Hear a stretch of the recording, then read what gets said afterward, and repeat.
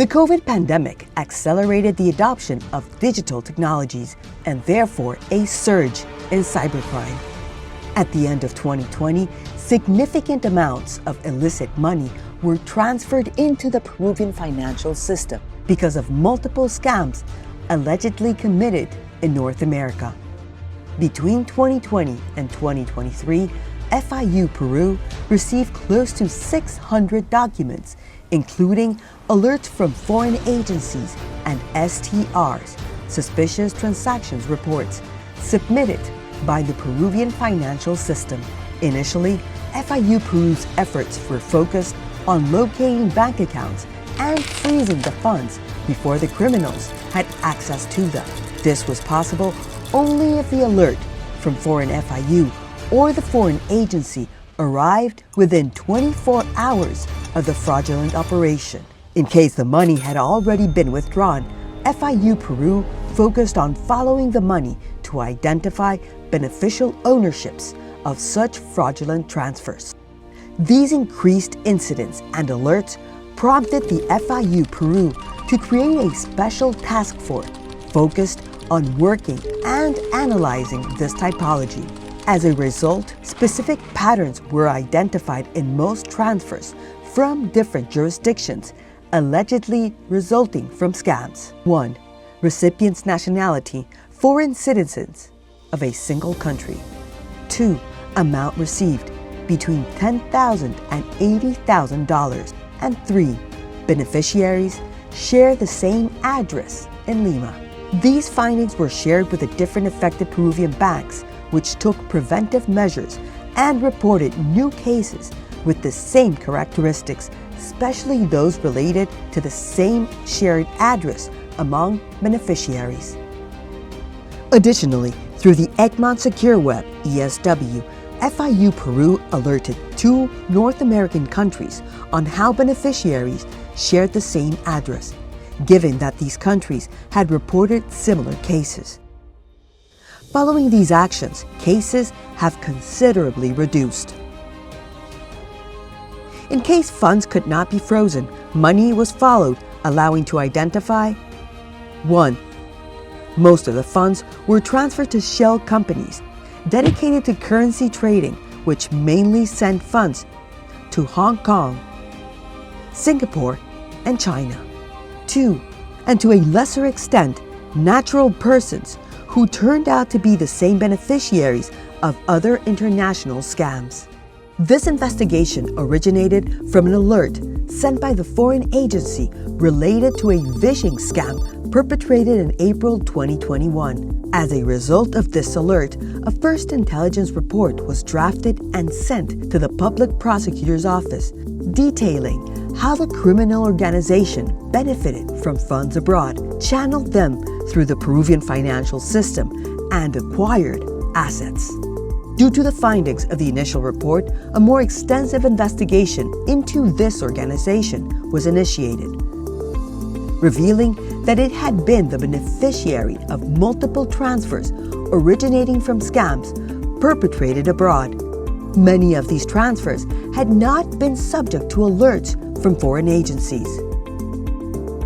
The transfers from abroad resulting from the scams were received into bank accounts in Peru under the names of frontmen of the organization who, through multiple transactions below the threshold, transferred the funds to members of the organization, revealing the structuring of operations and complicating the task of the FIU-Peru in tracing the funds. With the information received, FIU-Peru identified that the destination of the funds was the acquisition of real estate, luxury vehicles, financial instruments through foreign brokers, as well as for increasing the share capital in their companies.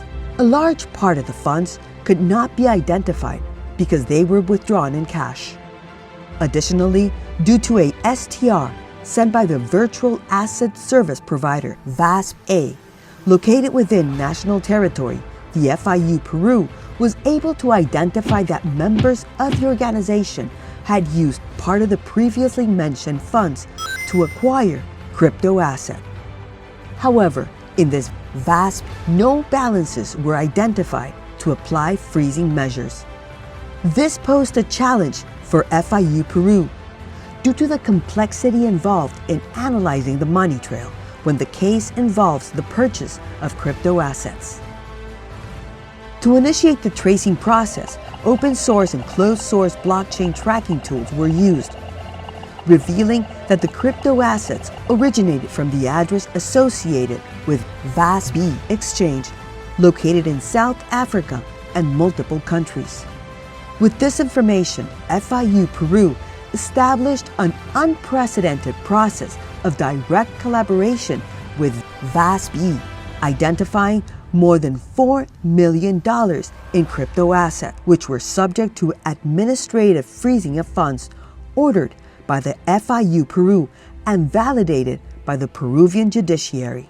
Continuing to follow the money trail, it was identified that funds from the last identified addresses were sent to addresses associated with VASP-C exchange located in North America. Once again, a cooperation process was established with VASP-C, leading to the freezing of over $1.2 million in crypto assets. Finally, $4 million, $2 million in stablecoin USDT, and $2 million in USDC were also identified in a private address contained in a decentralized wallet, complicating the fund freezing process as they were not associated with an exchange.